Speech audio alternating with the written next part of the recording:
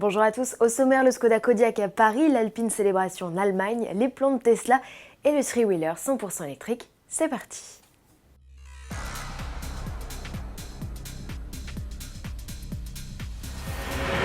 Il y avait du sport ce week-end sur les Champs-Élysées avec l'arrivée de la 21e et dernière étape du Tour de France.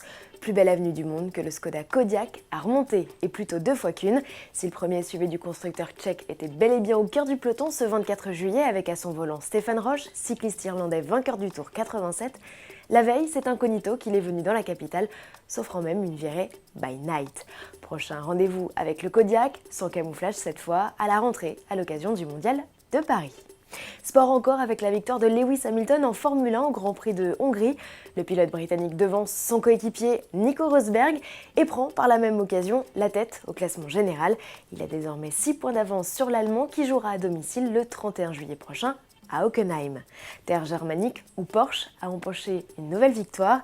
L'équipage champion du monde en titre, composé du trio Weber, Hartley et Bernard, a remporté son premier succès de la saison au Nürburgring. En LMP2, Alpine s'impose et conforte sa place de leader au championnat. Événement lors duquel le concept célébration d'Alpine, précurseur de la berlinette du 21e siècle, s'est offert un tour de piste devant pas moins de 66 000 spectateurs. Tesla dévoile ses ambitions futures et si le constructeur est en ce moment dans la tourmente, cela n'empêche pas son ambitieux patron de voir grand et loin. Elon Musk compte ainsi lancer d'ici 2017 un SUV compact et un pick-up. Il étudie également la faisabilité de créer des camions de fret et des autobus 100% électriques. La conduite autonome reste un autre axe de travail prédominant pour le jeune industriel.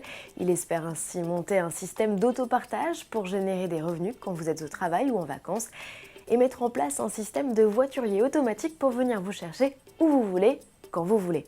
Enfin, Elon Musk mise sur l'énergie solaire avec le développement de toits qui permettront la récupération de cette énergie, un équipement déjà présent sur la Toyota Prius pour alimenter notamment la climatisation. Et toujours à propos de véhicules électriques, Morgan lance officiellement son tricycle zéro émission. C'est avec l'aide de la chaîne de magasins britannique Selfridges que l'artisan vient de mettre au point une série limitée de l'EV3 baptisée UK 1909 édition. Une date qui n'a rien du hasard, c'est l'année de création des deux entités. Et en la disséquant un peu plus, elle livre d'autres détails.